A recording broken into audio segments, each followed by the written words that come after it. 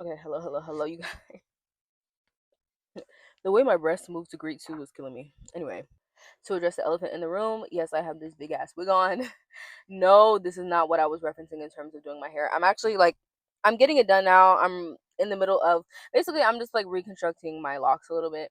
So this is literally just a half wig. In the meantime, this is $20 of madness. It's not going to last. Y'all might see me in this one more time, but even that I doubt it. It's literally just something for the meantime. But yeah, we have a couple videos that I'm going to film today, and today we're going to start with Bob Eager and Ari Emmanuel. I'm just going to combine them. You guys just want an extended look on what the relationship with TBFS would be. I really feel like I already did a second video on Bob Eager. I don't remember. Like I know his name obviously at this point, but I don't really know what's going on. If my nails look a little bit purple just because I have dye on my hands. But yeah, I this looks a little bit wonky, but yeah, that's just explaining why I came on this bitch looking like Coming to America. It's literally just a temporary style. Also, like side note, girl, I hate myself. I like having black ends, but this is way too much black hair. I'm like, hair this dark, this just I don't like dark hair on me. Like even though I'm obviously naturally brunette, I do not like I don't like dark hair at all. Like this is not really my judge. Okay, so I don't know who Ari Emanuel is. I actually looked it up because as soon as I heard the name, I was like, this is obviously not a woman. To me, I could immediately tell it wasn't a woman, even though Ari is a well, at this point we're just consider it unisex, right? I think he likes CVFS. He's desperate to work with her. Does is he like a CEO or is he a director himself? I think this is someone who feels like he'll greenlight things because she's in them. I'm actually thinking of I don't know who it was, but I remember I saw this TikTok last night explaining how Diana Ross got the role of Dorothy in The Wiz because someone stood behind her and was like, I'll produce this movie specifically if you allow Diana to be in it. I honestly don't even know if this means that he might even get TBFS things that she's ill suited for, or things that maybe it's taking a chance to give her the opportunity, you know? A lot of ones are coming out. Is he like a fire sign? This might even be that they have great chemistry or they get on. It doesn't really feel like intimate to me. Like I don't think he would be necessarily weird or make things uncomfortable. I think he's actually a very big champion of her. I think this is someone who feels like he can break even or is a worthwhile investment. Or like I said, if he sticks his neck out or he's doing someone else a favor. I don't know. To me, I'm like, I wonder if he's even done both. Like maybe actually been in charge of a camera, but behind the studio. This to me feels like someone who have intimate knowledge of things, not just having a higher position. He can definitely feel like he broke a star. Like he definitely might be someone who's a part of her first project or one of her pivotal ones. I do feel like it was like I said, she was definitely worth taking a risk for because I do think that they might have doubted her ability to sell this because like for example, Beyonce has been the lead or amongst the leading cast in movies and they didn't necessarily bomb like Dreamgirls. I'm thinking about Obsession and then what is the other one? Cadillac Records, right? But they weren't necessarily like they didn't really make her a movie star the way that like for example Whitney Houston became like a movie star. I think that he could be very proud that this person does that. I don't know if this person might consider Ari a very good friend or be very grateful for the opportunity because I think that he realizes that some the yes that he gave her might have been pivotal in her becoming who she's going to become, like in her doing other film, especially if this is someone who moves on to like directing or producing or being behind the camera as well. It all starts with this one opportunity that comes from him. I'm so sorry, you guys. I keep pausing, and I'm like, this wig is so big right now. Yeah, in general, Diana Ross could be significant. This could be someone who, especially in the TikTok I'm referencing. But basically, it was this idea that I was gonna say Madonna.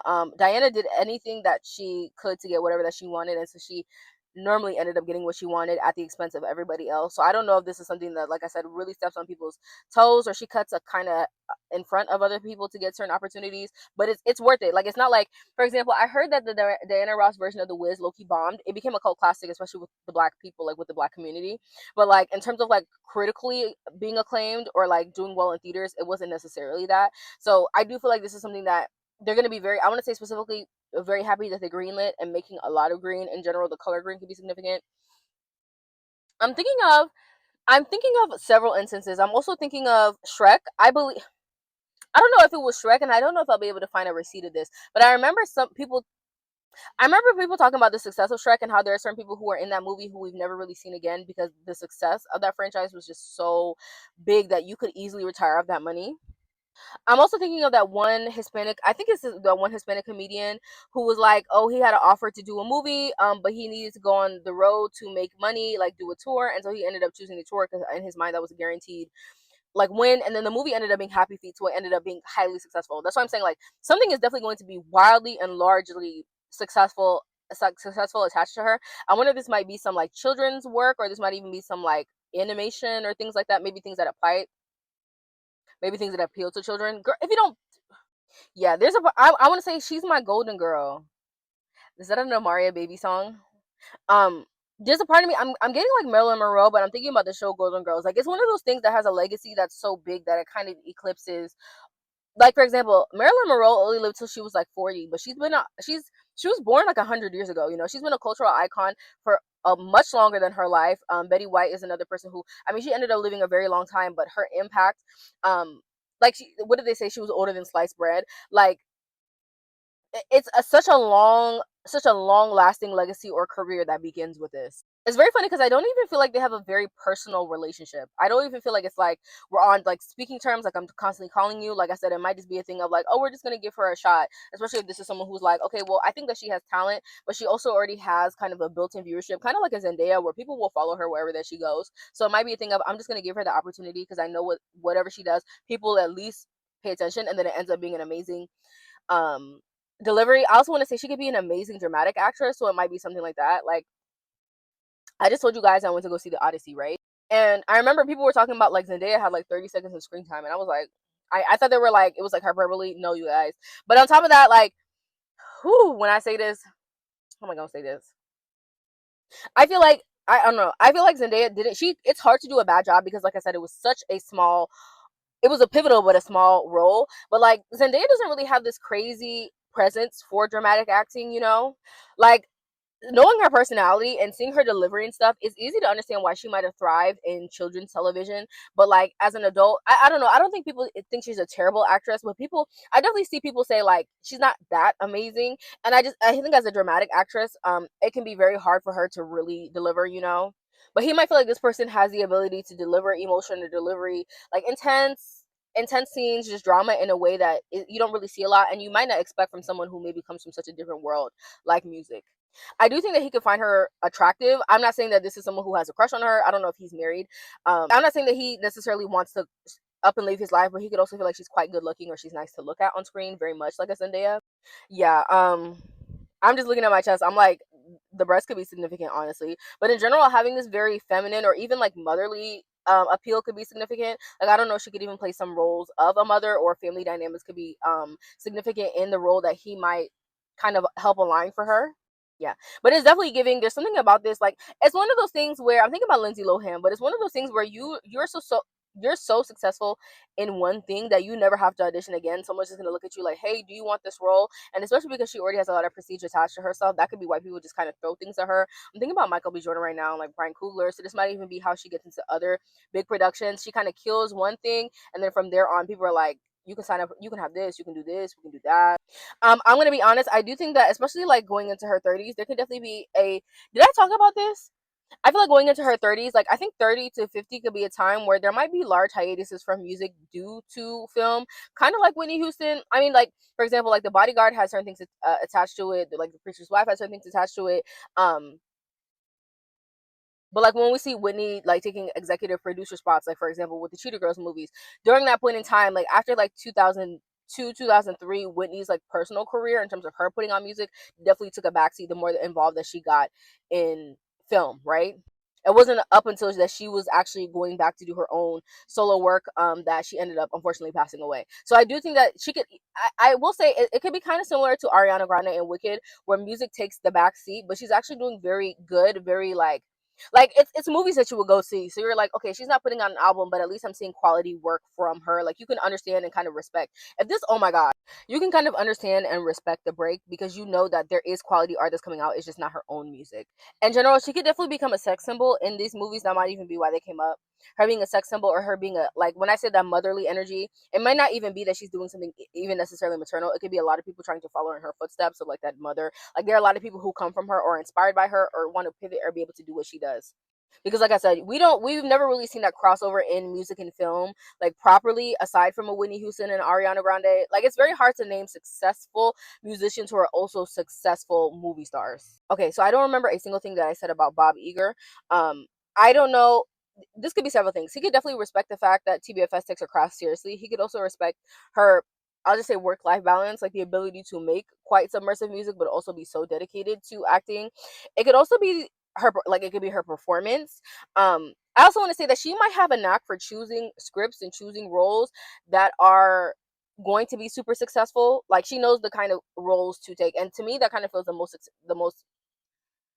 I feel like that's the most what this is about. Like she knows what to take, and it might even be that she has the ability to make things that maybe on the surface would not seem that prestigious. She knows how to take those things and make them highly successful. And I think he can understand this is why her what her star power is, because there it might even be certain things where it's like, if anybody else took that role in that movie, it would have been like an art house, an indie film. It wouldn't have had a lot of like public acclaim, but you did it, and you took it from being like this small indie thing to being this Oscar award nominated winning film. He can feel like he doesn't really meet a lot of people who have a strong intuition or a strong understanding of talent to that um extent. I said before that I felt like he thought that certain people who would arrange things with her might fumble it because they don't want to be associated with her for whatever reason or another. It might even be that he kind of wishes that he could get in there and do certain things for her. I don't know how much leverage that he has or how much impact that he has at this point in his life, but he just might feel like like I said, she is a wasted opportunity to some people. It might even be that, for example, you maybe other people would get precedence over her. Like I said, Ari might feel like he takes a chance. It might be that other people get precedence over her, but they end up flopping certain things that went super well. I'm thinking about the Little Mermaid and how it wasn't necessarily a crazy failure, but like it didn't do as well as they would have liked. And so like he's thinking like maybe if this kind of person was in that role, people wouldn't necessarily have felt so strongly about it, right? I do feel like these two could have some form of communication. I don't care if it was just like you're doing amazing. This to me feels like, who was talking about they was on the phone with Stevie Wonder? I don't remember. Was that like Iris or something? I don't remember, but like they're definitely going to speak. It might even be, I don't want to say it's super regularly, but this might be someone who you talk to a couple times a year because of this or that. Like I do feel like they'll definitely have a channel of communication, and it might be not super frequent, but more than once for sure.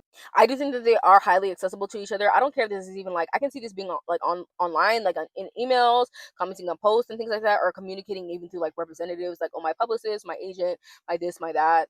He likes her. I really, like I said, I do feel like he wishes that he could get her more options, or if he was in certain positions, he feels like she's a moneymaker, and so he would give her more things in order to benefit.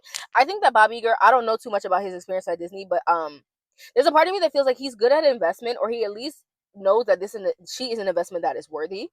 She's also hyper visible. Like I said, it's very hard to find somebody who is that hyper visible, who can kind of immerse themselves into these positions. Like I said, it's very rare in music.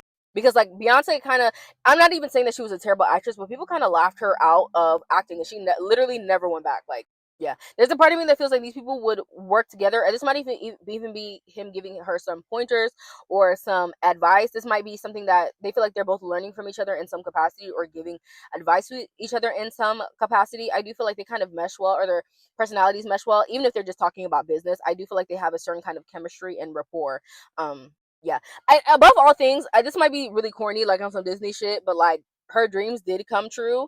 And for a lot of people behind the scenes who maybe need a win attached to their team or attached to their name, she is that for other people as well.